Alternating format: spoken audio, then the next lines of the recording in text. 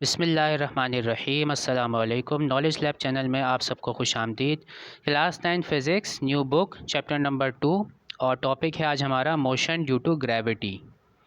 तो चलिए वीडियो का आगाज़ करते हैं।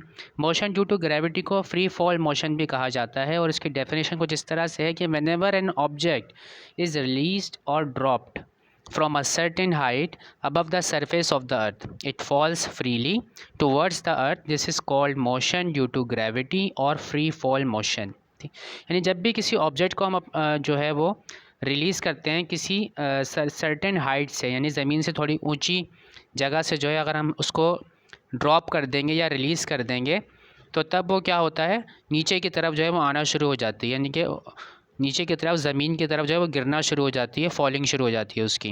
तो ये जो मोशन है ये कहलाती है मोशन ड्यू टू ग्रेविटी, क्योंकि इस मोशन का जो रीज़न है वो ज़मीन की ग्रेविटी होती है, ज़मीन की कशिश सकल यानी कि ग्रेविटी, उसकी वजह से ये जो है मोशन हो रही होती है। और इसको फ्री फॉल मोशन भी कहा जाता है, यानी कि ऑब्जेक्ट जो है बिल्कुल आज़ाद जो है वो टुवर्ड द अर्थ जो है वो गिर रहा होता है, उसकी फॉलिंग हो रही होती है। The earth attracts every object with gravitational force.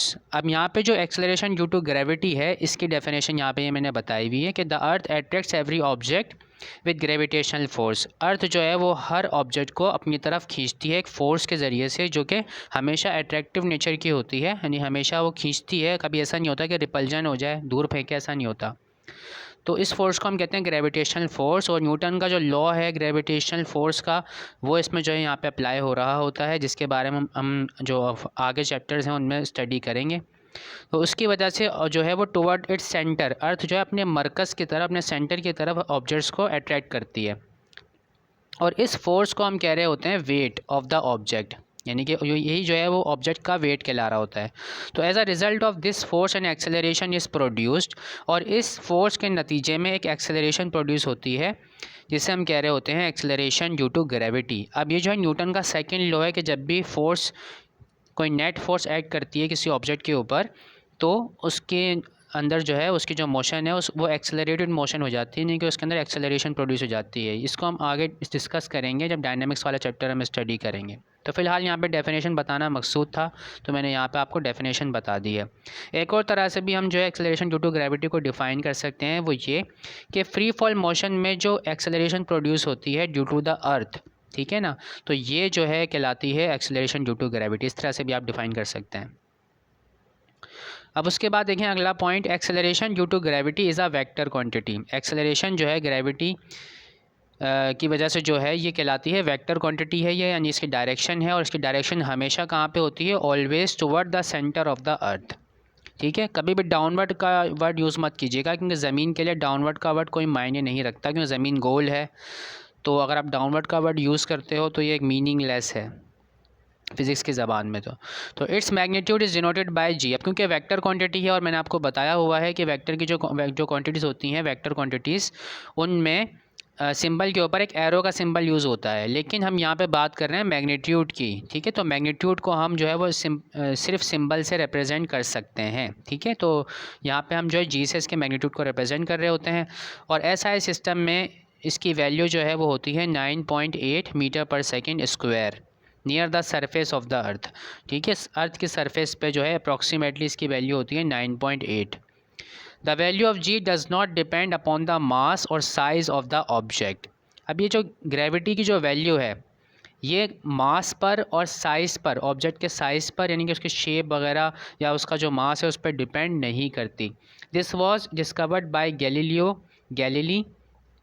He perform series of experiments at the leaning tower of पिसा। ये इटली में एक टावर है जनाब, लीनिंग टावर इसे कहते हैं, क्योंकि झुका हुआ है, ये थोड़ा टिल्ट हुआ हुआ टावर है, बिल्कुल स्ट्रेट नहीं है। ये आगे मैं दिखाऊंगा आपको इमेज इसकी, और वहाँ पे इसकी डिटेल भी थोड़ी बहुत बताऊंगा आपको। तो इस साइंटिस्ट ने जो है ये बात डिस्कवर की थी कि जो ग्रेविटी है अर्थ की, एक्सेलरेशन ड्यू टू ग्रेविटी, ये ऑब्जेक्ट के मास पर यानी क्वांटिटी ऑफ मैटर पर डिपेंड नहीं करती, और ना ही ऑब्जेक्ट के साइज़ पर डिपेंड करती है। ठीक है, अब यहाँ पे आपके जहन में कुछ सवालात आ रहे होंगे, वो सब जब मैं वो इमेज दिखाऊंगा तो वहाँ पे मैं सारे आपके आंसर या डाउट्स जो है मैं क्लियर करूँगा इंशाल्लाह। अब उसके बाद नेक्स्ट देखें, the value of G decreases with altitude और हाइट। यानी ज़मीन से जैसे जैसे हम ऊंचाई की तरफ जाते हैं, ऊपर जाते हैं, एल्टीट्यूड पर जाते हैं, हाइट पर जाते हैं, तो जी की वैल्यू क्या होती है, कम होती जाती है। From the surface of the अर्थ, जैसे जैसे आप ऊपर जाएंगे वैसे वैसे जो है वो ग्रेविटी की वैल्यू डिक्रीज़ होती जाएगी। It also decreases with depth, और जैसे जैसे आप डेप्थ में जाएंगे, गहराई में जाएंगे, तो तब भी जो है जी की वैल्यू क्या होगी, डिक्रीज़ होगी, कम होगी। यानी सरफेस पे मैक्सिमम है वैल्यू, और सरफेस से ऊपर जाओगे तब भी घटेगी जी की वैल्यू, 9.8 से कम हो जाएगी, और जब नीचे जाओगे तब भी जो है वो 9.8 से कम हो जाएगी। The value of G is maximum at poles, यानी नॉर्थ पोल और साउथ पोल पर जो ग्रेविटी की वैल्यू है वो मैक्सिमम होती है, क्योंकि अर्थ जो है वो परफेक्टली स्फेयर नहीं है, वो थोड़ी सी उसकी ओवल टाइप की शेप होती है। तो इसीलिए जो है वो ग्रेविटी की जो वैल्यू है, ग्रेविटेशनल एक्सेलरेशन की, वो पोल्स पर, नॉर्थ पोल और साउथ पोल पर मैक्सिमम होती है, जबकि इक्वेटर पर जो सेंटर है, इक्वेटर पर जो है उसकी वैल्यू मिनिमम होती है, सबसे कम होती है। ठीक है, सरफेस की अगर बात करें तो सरफेस पे भी जो है उसकी वैल्यू कांस्टेंट नहीं रहती, लेकिन हम ये अज्यूम कर रहे होते हैं कि अर्थ जो है एक स्फेयर है, अपनी कैलकुलेशन को ईजी रखने के लिए, और जो पूरी अर्थ है उसके सरफेस पे उसको हम एक ही वैल्यू जो है वो 9.8 ही यूज़ कर रहे होते हैं अपनी कैलकुलेशन में।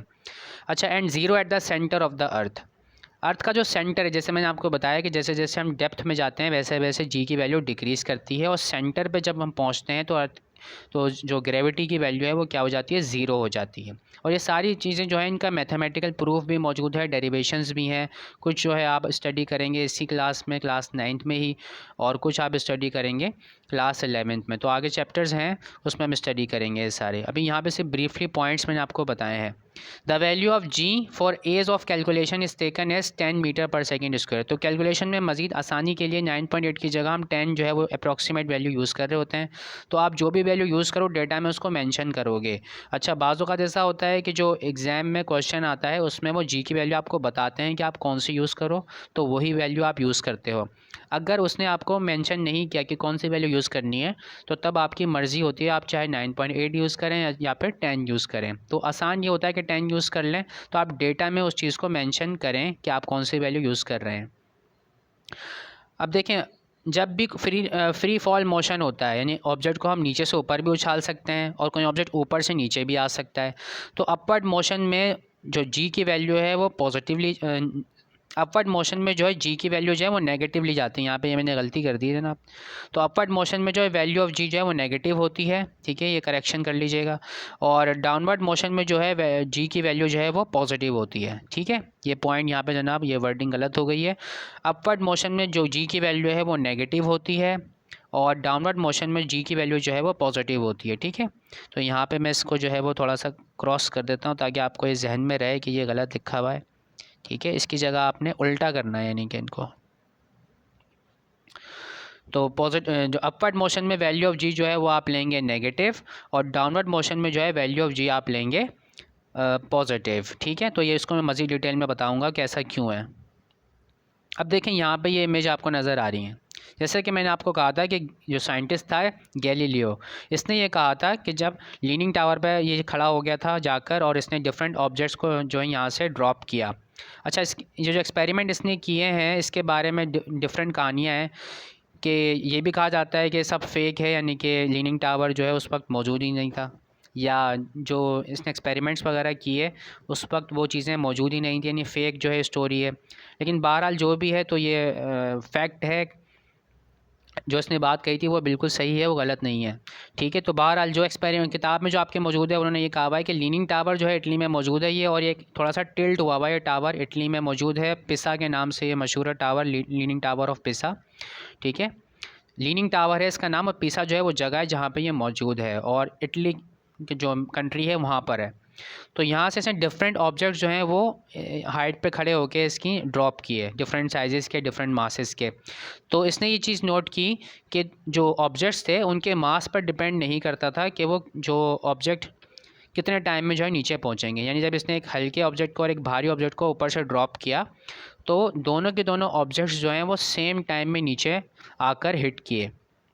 यानी लेट सपोज़ अगर उसने दो ऑब्जेक्ट जो है ड्रॉप किए, जिसमें से एक का मास था 5 किलो और एक का मास था 2 kg, एक का मास था 1 kg, एक का मास था 2 kg। तो दोनों के दोनों मासेस जो हैं सेम टाइम में जो हैं, जैसे कि लेट सपोज़ 3 सेकंड में जो है वो नीचे आके गिर गए। तो इससे इसने ये बताया, जबकि पहली जो थ्योरी थी वो ये थी कि एरिस्टोटल वगैरह की जो ग्रीक फिलोसफर्स थे उनका कहना ये था कि जो भारी ऑब्जेक्ट होते हैं वो जल्दी नीचे गिरते हैं और जो हल्के ऑब्जेक्ट होते हैं वो देर में नीचे गिरते हैं।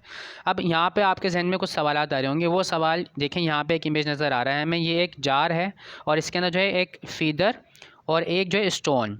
जब आप किसी हाइट पे खड़े हो गए या किसी अगर पेपर को या स्टोन को, पेपर और स्टोन दोनों का ड्रॉप करोगे तो पहले यकीनन पत्थर नीचे आएगा और जो फीदर है पर जो है या पेपर जो है वो ऊपर हवा में जो है वो फ्लोट करता रहेगा। तो उसका रीज़न ये है कि एयर की वजह से जो है उस पर फोर्स अप्लाई हो रही होगी, जिसकी वजह से जो पेपर है वो फ्लोट करना शुरू कर देगा, लहराता हुआ जो है नीचे आएगा स्लोली, जबकि पत्थर जो है वो ईज़िली नीचे जो है वो फ़ौरन से आ जाएगा, जल्दी आ जाएगा। तो यहाँ पे ये बात जहन में रखें कि इसने जो बात की है गैलीलियो ने, वो बात की है किस हवाले से, अर्थ की फ़ोर्स ऑफ अट्रैक्शन के हवाले से बात की है। और दूसरा ये कि अगर आप ऑब्जेक्ट इस तरह का लें जिस पे जो हवा है, हवा की जो फोर्स है उसका इफ़ेक्ट ना हो, तो तब आप ये चीज़ नोटिस करेंगे कि दोनों ऑब्जेक्ट जो हैं वो सेम टाइम में नीचे आकर गिरेंगे, ठीक है। लेकिन अगर बहुत ज़्यादा लाइट ऑब्जेक्ट आपने ले लिया जो जिस पे हवा की फ़ोर्स जो है वो असरअंदाज होती है, इफ़ेक्ट करती है उसको, तो तब ऐसा नहीं होगा यकीनन, ठीक है। तो यहाँ पे देखें, ये बुक से लिए मैंने फिगर, दो तरह के जार उन्होंने लिए हुए हैं। एक में जो है वो गैस मौजूद है और एक में जो है वैक्यूम है, बिल्कुल खाली है, उसमें कुछ नहीं है, स्पेस की तरह का इन्वायरमेंट उसने क्रिएट किया हुआ है। तो अगर गैस वाले जार में अगर आप एक फीदर को या पेपर को, पीस ऑफ पेपर को और स्टोन को फॉल करवाएंगे तो पहले यकीनन स्टोन नीचे आएगा और जो पेपर है या फीदर है पर जो है किसी परिंदे का, वो ऊपर उड़ता रहेगा, आहिस्ता आहिस्ता नीचे आएगा। जबकि वैक्यूम वाला जो जार है उसके अंदर दोनों चीज़ें जो हैं वो सेम टाइम में नीचे आके गिरेंगी, ठीक है।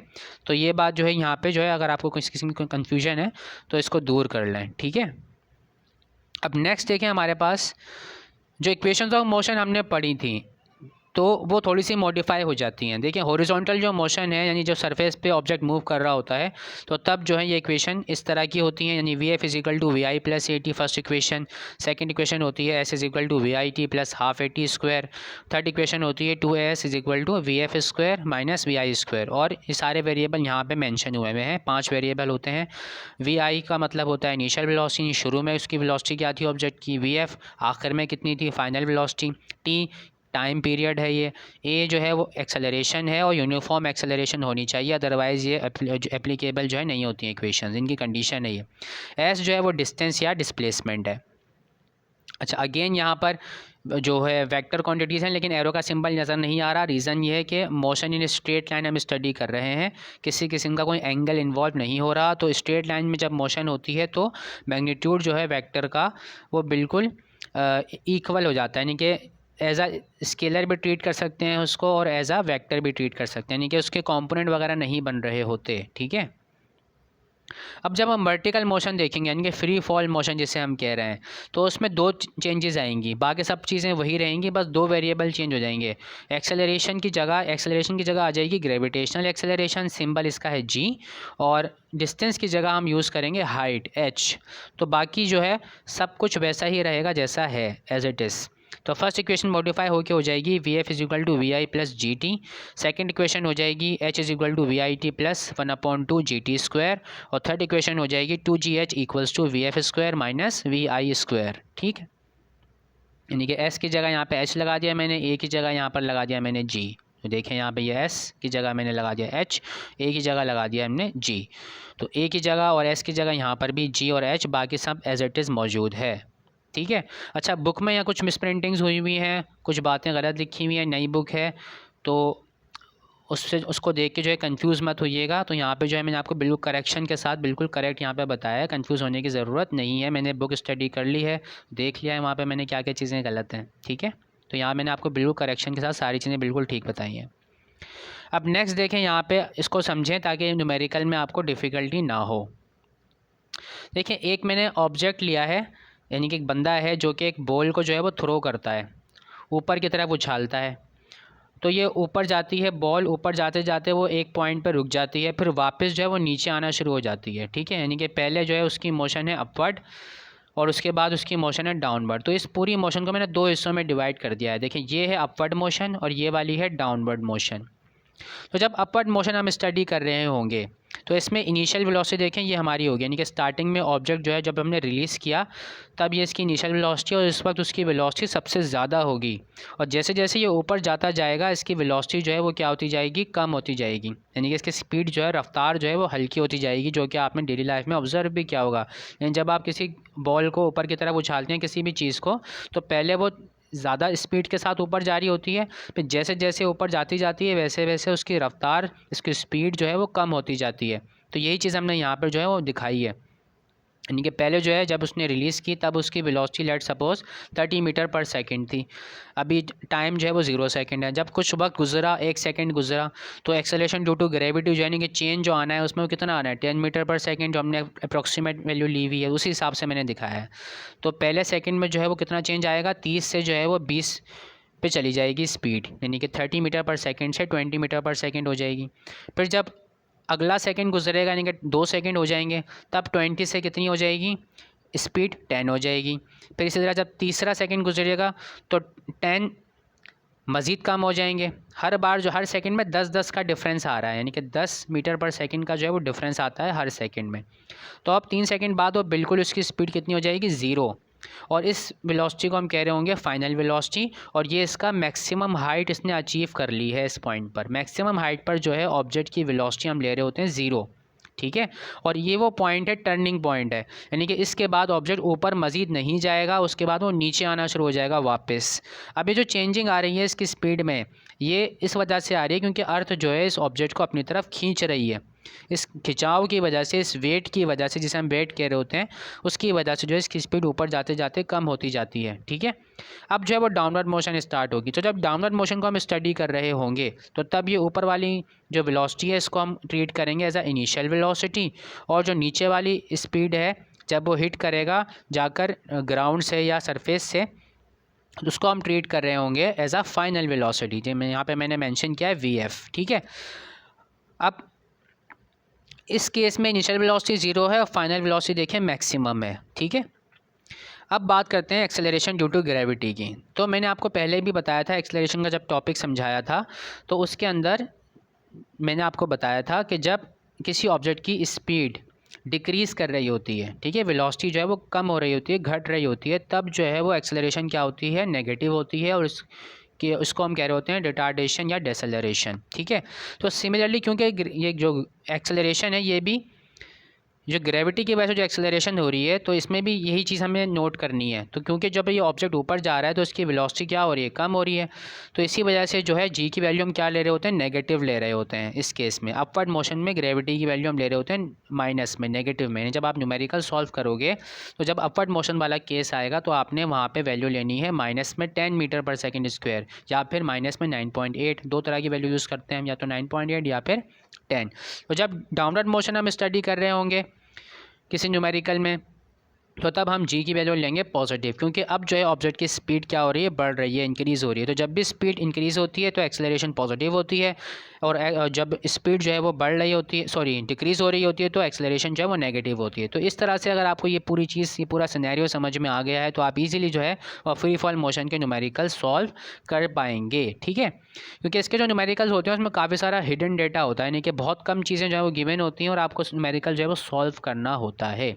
जैसे कि आपको खुद से जो है वो ये अंदाज़ा लगाना होता है कि VF जो है वो 0 है, जैसे कि अपवर्ड मोशन में, और इसमें आपको ये अंदाज़ा लगाना होता है कि डाउनवर्ड मोशन में जो है VI 0 है। तो ये जो हिडन डेटा है, यानी कि ये हमें गिवन नहीं होता, ये हमें खुद से पता होना चाहिए, तभी हम न्यूमेरिकल को जो है सॉल्व कर पाते हैं, अदरवाइज़ हमें जो है वो डिफ़िकल्टी का सामना हो सकता है, ठीक है। और ये जो हाइट होगी वो कौन सी हाइट होगी, ये मैक्सिमम हाइट। मैक्सिमम हाइट पर जाके जो है वेलोसिटी क्या हो जाती है, 0 हो जाती है फ्री फॉल मोशन के अंदर, ठीक है। तो उम्मीद है कि आपको ये चीज़ें समझ में आ गई होंगी। आज की वीडियो में इतना ही, तो थैंक यू सो मच, अल्लाह हाफिज़।